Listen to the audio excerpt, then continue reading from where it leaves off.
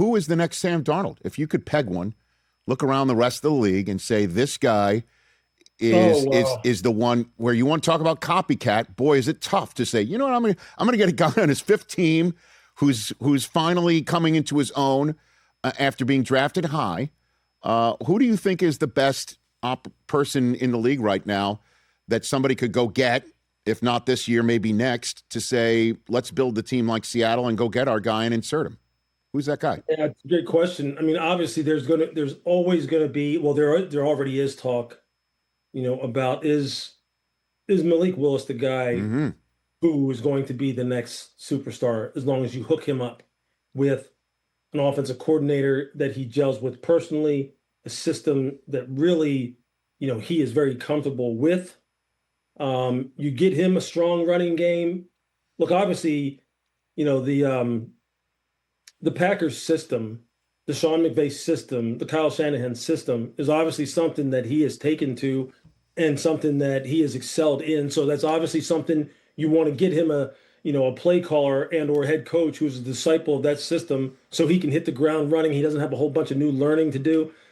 I think I don't know if he's necessarily he's had his opportunity. He's had opportunities, but he's not the guy who people look down upon the same way they look down upon, like a Sam Darnold or Baker Mayfield at one point in time in his career. Malik hasn't really had that one opportunity that was set up for him where he was given the keys to the organization and they just told him, hey, look, you just go and you just take it now. And we're throwing all our resources behind you. But if you do that for him, I think he could be that kind of guy who maybe next thing you know, and I don't know if people would be so shocked by it because we've all seen glimpses of what he can do.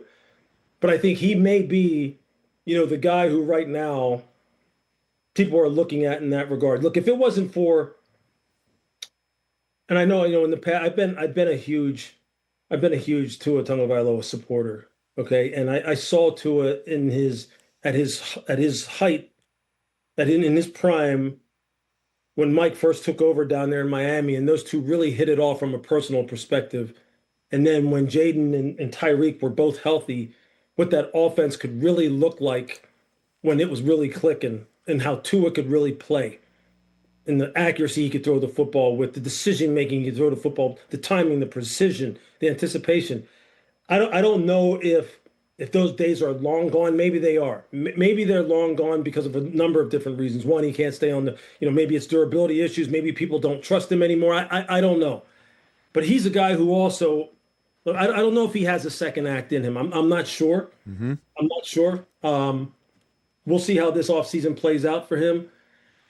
But he's a guy who I don't want to just throw in the towel on because I've seen him play some really high-level football. But I think Malik is probably the guy who around the league right now really gets people kind of sit up in their chair and go, that would be an interesting guy to get a hold of. Yeah, no doubt. Mac Jones could be another one. He's already on Team 3. He is in the Shanahan system that as you pointed out, kind of refreshed things for Darnold. There's another, so others are, another name I've heard thrown out, Drew Lock.